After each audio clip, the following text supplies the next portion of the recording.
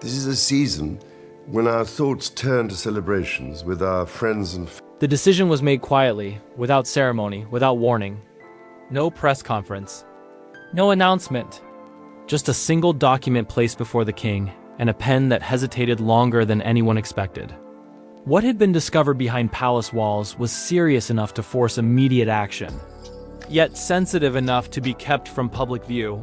Those closest to the situation knew instantly that this was no routine matter. The atmosphere shifted the moment the discovery was confirmed. Conversations stopped mid-sentence. Advisors exchanged looks that said more than words ever could. And at the center of it all, King Charles remained unusually silent. This was not about politics. It was not about tradition alone. It was about stability, and the realization that something long assumed to be secure suddenly wasn't. Within hours, an emergency order was prepared. Not debated publicly. Not delayed. Signed with urgency that stunned even seasoned insiders. What made this moment truly unsettling was not the order itself, but the reason behind it, a discovery so unexpected that it forced the king to act faster than anyone had seen before that no one outside the palace knew yet. But inside, one truth was already clear. This decision would quietly reshape the course of events moving forward. And once the order was signed, there was no turning back. The palace had seen countless moments of tension before, but this one felt different. There was no chaos, no raised voices, no visible panic. Instead, there was an unmistakable heaviness, the kind that settles when something fundamental has been called into question. King Charles was informed earlier than usual, and the way the information was delivered made it immediately clear that this was not routine. The discovery had not been anticipated. It had not been planned for, and yet it demanded immediate attention. Those present noticed the shift instantly. The king listened carefully, without interruption, his expression controlled but thoughtful. He did not react impulsively. He did not speak right away. Instead, he absorbed every detail in silence. This was not a moment for emotion. It was a moment for judgment. The discovery itself was not dramatic in the way rumors often suggest. There were no confrontations, no sudden revelations made in anger. What made it alarming was its implication, the realization that something previously overlooked now required decisive action. King Charles had always been known for his measured approach. He valued deliberation, tradition, and continuity. Emergency decisions were not taken lightly. Yet, as the information settled, it became clear that waiting was no longer an option. The issue touched directly on stability, on order, on the delicate balance that held everything together behind the scenes. And once that balance appeared uncertain, responsibility demanded response. Advisors were consulted quietly. Documents reviewed. Every possible implication considered. Time, however, was not a luxury they had. The atmosphere in the room remained controlled, but the urgency was undeniable. This was not about public perception. It was about safeguarding something far larger than headlines.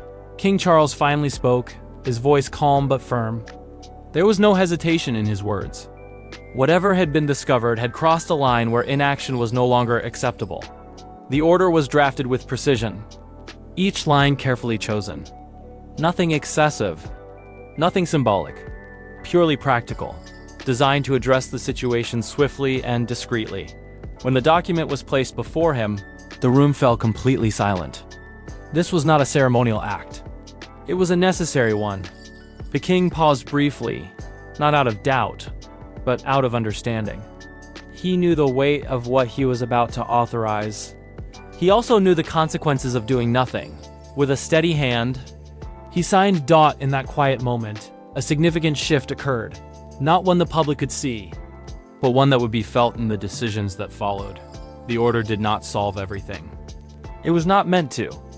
It was meant to stabilize, to contain, to ensure that the situation did not escalate further. Once signed, the document was immediately secured. Instructions were given. Steps were put into motion. Outside those walls, the day continued as normal. No sirens, no statements. No indication that anything had changed. But inside the palace, everyone understood one thing clearly. The discovery had altered the course of events. And from that moment forward, nothing would be handled casually again. The moment the order was signed, no one spoke. Not because they were unsure of what had happened, but because everyone in the room understood the weight of it. This was not a symbolic gesture. It was a line drawn quietly, firmly, and without public awareness.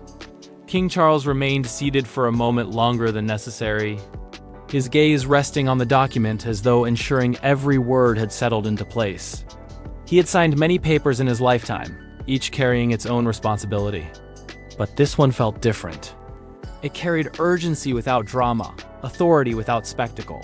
Those present waited, aware that whatever came next would define how the discovery would be handled. There was no room for assumption or interpretation. Everything would proceed with care. The king finally rose, his movements calm, controlled. He gave a brief instruction, nothing loud, nothing rushed, yet it was clear that the order was already in motion. Each person in the room understood their role without further explanation that the discovery itself was still being processed behind the scenes. It had not been shared widely, and that was intentional. Not because it was being hidden out of fear, but because it required precision, not speculation. The wrong interpretation could destabilize more than it resolved. King Charles understood this better than anyone. Stability was never maintained through reaction. It was maintained through restraint. As he walked through the corridor, the familiar surroundings felt subtly altered. The palace had not changed, yet the atmosphere had. It carried a quiet alertness, a sense that something important was unfolding beneath the surface. Staff continued their duties as usual. Doors opened and closed. Conversations carried on in low tones. To an outsider, nothing appeared unusual. And that was exactly the point. Behind the scenes, however, careful steps were being taken. Communications were monitored. Schedules adjusted slightly. Not enough to draw attention, just enough to ensure control. The king retreated briefly to a private space, allowing himself a moment of reflection. Not doubt, reflection. He understood the consequences of action just as clearly as the consequences of inaction. This decision had been made because waiting would have risked greater uncertainty. His thoughts returned to the discovery itself, not the details, but the implication. It had challenged an assumption long taken for granted. And when assumptions fail, leadership is tested. There was no anger in his expression, no visible frustration, only resolve. He had learned long ago that leadership was not about reaction, but about responsibility. And responsibility sometimes demanded decisions that would never be acknowledged publicly, yet would shape outcomes quietly. As hours passed, reports began to return. Everything was proceeding as instructed. The order had done what it was intended to do: stabilize, contain, prevent escalation. Still, the king knew this was not the end. It was a measure taken to create space to understand fully, space to plan carefully, space to protect what mattered most. The discovery had not threatened tradition. It had tested preparedness. That distinction mattered. As evening approached, the palace lights softened, casting long shadows across the corridors. The day had unfolded without public disruption, yet within those walls, a shift had occurred.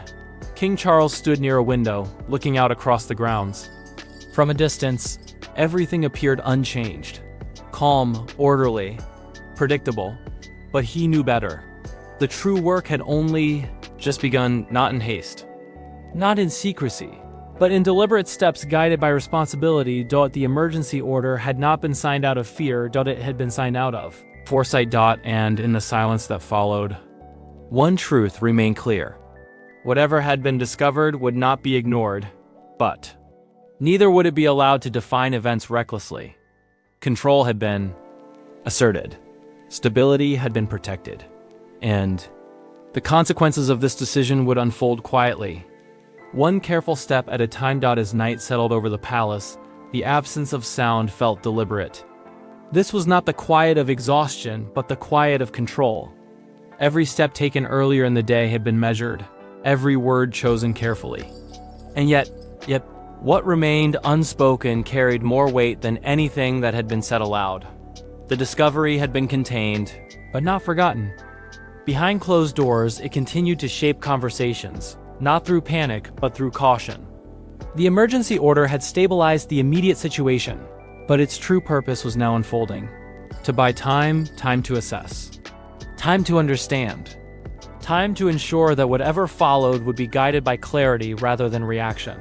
King Charles remained calm throughout the evening, though those closest to him noticed the depth of his focus. This was not distraction. It was concentration, the kind that comes when responsibility stretches beyond routine and into consequence. He understood the significance of silence. In moments like this, silence was not avoidance. It was protection. The palace had weathered centuries of challenges by knowing when not to speak. This was one of those moments. Not because the truth was dangerous, but because it required context, and context takes time. Messages moved quietly between trusted hands. Reports were reviewed again, not. The discovery had not undermined authority. It had tested preparedness. And preparedness, King Charles believed, was proven not by speed, but by steadiness. Outside, speculation had not yet begun. The public remained unaware that anything unusual had occurred. And for now, that was intentional.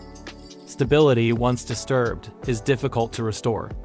Protecting it required patience. As the evening deepened, the king allowed himself a brief moment of solitude. Not to retreat, but to reflect. Leadership demanded decisiveness, yes, but also restraint. He knew that history often judged not what was done, but how it was done. The emergency order had drawn a boundary. What came next would determine whether that boundary held.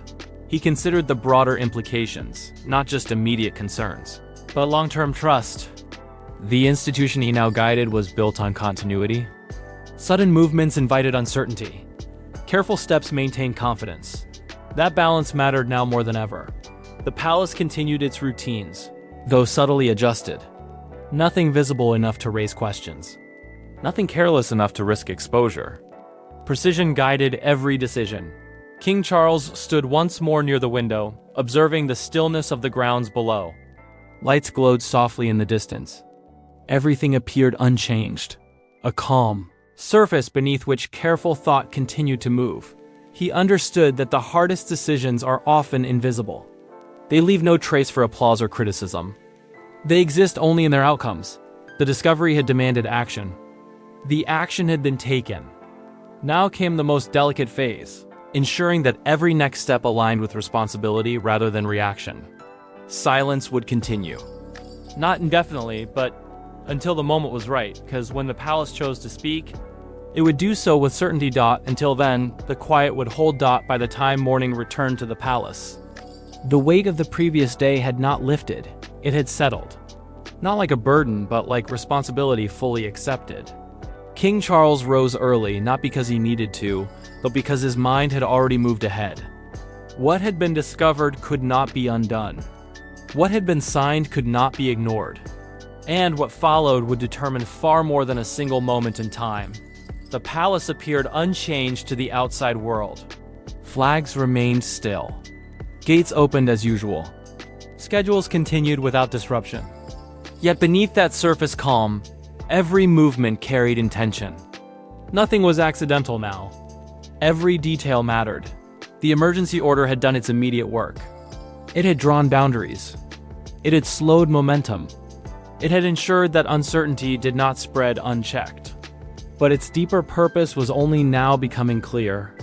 It was not about stopping something, it was about guiding what came next. King Charles understood this better than anyone. Leadership at its core was not about authority alone. It was about judgment. Knowing when to act, knowing when to wait, and knowing when silence protected more than speech ever could.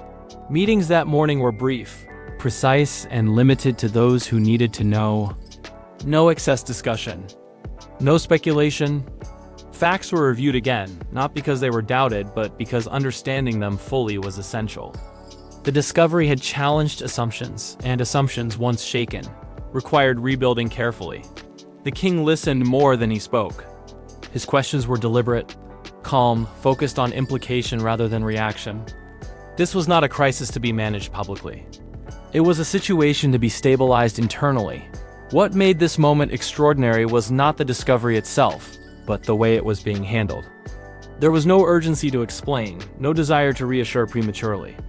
Trust, the king knew, was maintained through consistency, not commentary. As hours passed, It became clear that the decision made the day before had already reshaped the approach moving forward. Systems adjusted, responsibilities clarified, quiet safeguards put in place. None of it visible. All of it effective. The palace had not survived centuries by reacting emotionally. It had endured by moving deliberately. And this moment was no different. King Charles took a moment alone later that day, standing once more at the familiar window overlooking the grounds. The view was unchanged, yet his understanding of what lay beneath that calm had deepened. Stability was not a given. It was something maintained through constant awareness. He felt no regret. The order had been necessary. The discovery had required response. And the response had been measured, controlled, and firm. There would be questions eventually. There always were. But when they came, they would be met with clarity, not confusion. With preparation, not improvisation. For now, the quiet held. The emergency order would not be remembered publicly. It would not be framed as a dramatic turning point, but its impact would be felt in the steadiness that followed, in the absence of disruption.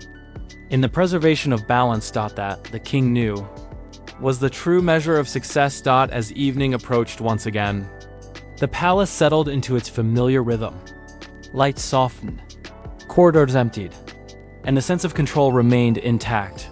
The discovery had not weakened authority. It had reinforced it, not through force, not through spectacle, but through responsibility exercised at the right moment, in the right way. And as the day came to a close, one truth stood quietly above all others. When history looks back, it will not remember what was said. It will remember what was done, and how calmly it was done.